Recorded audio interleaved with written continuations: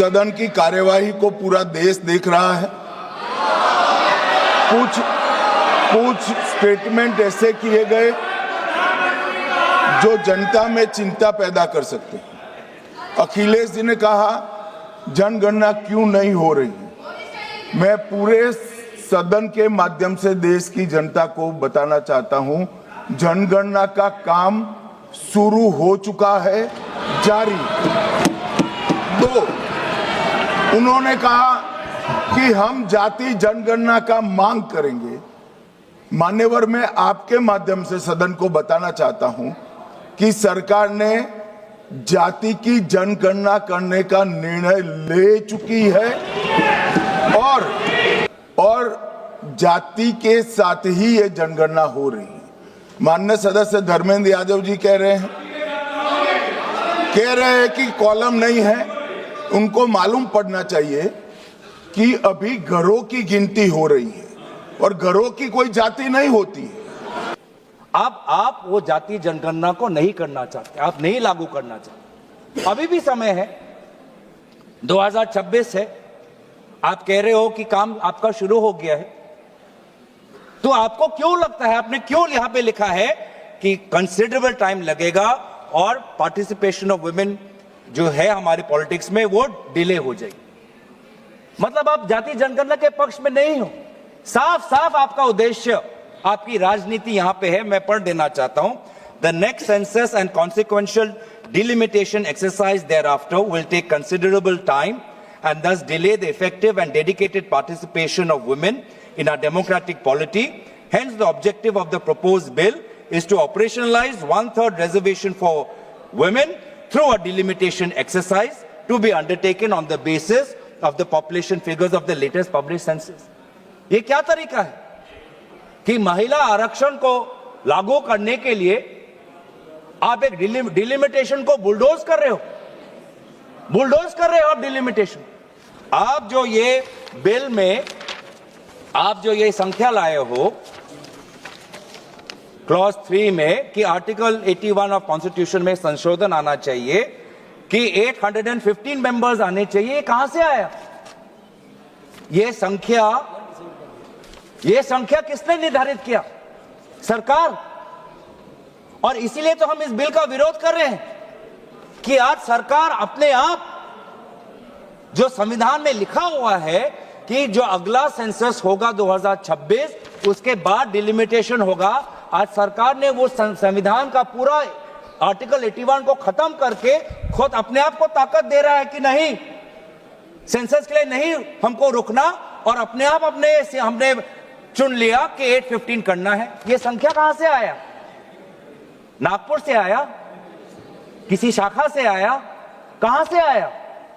कोई सरकारी दस्तावेज, कोई पार्लियामेंट्री पेपर, कोई पार्लियामेंट्री कमेटी की रिपोर्ट? कहां से आया 815 नंबर? क्या आसमान से टपक गया? कहां से आया?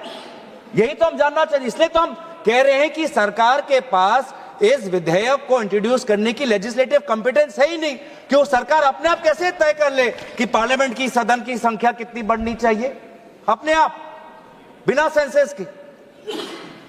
तो बार बार यह हमको पता चलता है कि आप डिलिमिटेशन को एक राजनीतिक अस्त्र के रूप से, आप इसको एक हथियार के रूप से आप इसको व्यवहार करना चाहते हैं, जो मंशा नहीं थी। जो हमारे संविधान के निर्माता थे, डिलिमिटेशन किसी राजनीतिक दल के राजनीतिक हथियार के रूप में निर्माण करना उनका मंशा नहीं था। डिलिमिटेशन की मंशा क्या थी कि जैसे जैसे जनसंख्या बढ़ेगी, प्रशासन के लिए, सुशासन के लिए हम अपने डिलिमिटेशन अपने विधानसभाओं का, लोकसभा क्षेत्रों का ऐसा करें ताकि लोगों को प्रशासनिक सुविधा मिले, ताकि सुशासन सुचारू रूप से हो। इस उद्देश्य से डिलिमिटेशन हुआ था। लेकिन हमने देखा है कि इस सरकार के द्वारा किस प्रकार से डिलिमिटेशन को, किस प्रकार से एक निजी और काफी निम्न स्तर की राजनीतिक अस्त्र इसको बनाया गया है। मैं 2 प्रदेशों का उदाहरण देना चाहता हूं कि कैसे आज डिलिमिटेशन का व्यवहार किया जा रहा है। एक जम्मू कश्मीर, दूसरा असम। दोनों प्रदेशों में डिलिमिटेशन, दोनों प्रदेशों में। और एक में क्या हुआ, जम्मू कश्मीर के जब आपने परिसीमन की तो वहां पे आपने डिलिमिटेशन कमीशन बैठाई और वहां पर आपने सेंसस, कौन से सेंसस का आपने इस्तेमाल किया, 2011 का। और दूसरे तरफ आपने असम में परिसीमन की, वहां पर परिसीमन की दायित्व खुद केंद्र चुनाव आयोग ने ले ली और वहां पर परिसीमन के सेंसस के आधार पर हुआ 2001 पर। आप सोच समझ सकते हो कि भारत में 21वीं सदी में 2022 से 2023 में लगभग वो 1-1.5 वर्ष के कार्यकाल में भारत के 2 प्रदेशों में परिसीमन हो रहा है, एक 2011 के सेंसस के आधार पर, एक 2001 के आधार पर, एक जगह डिलिमिटेशन कमीशन, एक जगह चुनाव आयोग। तो साफ साफ पता चलता है कि ये डिलिमिटेशन किसी प्रकार से नागरिकों को, आम नागरिकों को सुविधा देने के लिए नहीं, डिलिमिटेशन बस आप अपने राजनीतिक सत्ता को और मजबूत करने के लिए, अपने राजनीतिक जड़ों को मजबूत करने के लिए आप इसका इस्तेमाल कर रहे हैं। डिलिमिटेशन का तात्पर्य क्या था कि हर जो क्षेत्र हो, चाहे लोकसभा क्षेत्र हो, चाहे विधानसभा क्षेत्र हो, उसकी जनसंख्या लगभग समान होनी चाहिए। मैं बताऊं असम में क्या हुआ। असम में एक लोकसभा है 14 लाख लोगों का और एक लोकसभा है 26 लाख लोगों का। 26 लाख लोगों का, ये किसकी सुविधा देख रहे हो? किसकी सुविधा देख रहे हो आप? आम नागरिकों की तो नहीं हो सकती, क्योंकि वो 26 लाख का लोकसभा क्षेत्र इतना बड़ा है, वो किसी प्रकार से, किसी ना प्रशासनिक रूप से ना सुशासन के रूप से वो किसी का फायदेमंद हो सकता है। ऐसा डिलिमिटेशन हुआ है सर कि एक विधानसभा में कहीं 4 जिला परिषद और कहीं 2 जिला परिषद। ऐसा डिलिमिटेशन हुआ है कि एक पंचायत में 10 वार्ड, 2 वार्ड एक विधानसभा में, 3 वार्ड दूसरे विधानसभा में, 3 वार्ड चौथे विधानसभा में। यह है परिसीमन। और अफसोस की बात, इसको हम चैलेंज नहीं कर सकते।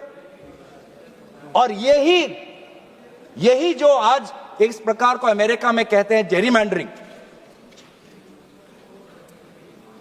पूरा कंप्लीट पॉलिटिकल एक्सप्लॉयटेशन, कि कोई एक ज्योग्राफिकल कंटिग्यूटी होती है सर।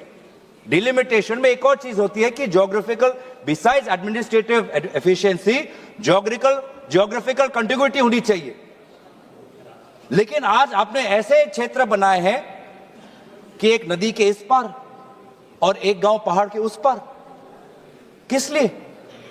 ये किस प्रकार का ज्योग्राफिकल कंटिग्यूटी है? आप मैप देखिए सर। अब यही चीज जो उन्होंने असम में किया, जो उन्होंने जम्मू कश्मीर में किया, अब महिला आरक्षण के द्वारा पूरे देश में यह कहना चाहते हैं। कितनी शर्मनाक बात है, कितनी शर्मनाक बात है, दुख की बात है कि आप इस प्रकार का महिलाओं का आप राजनीतिक दुरुपयोग कर रहे हो महिला आरक्षण के नाम पर।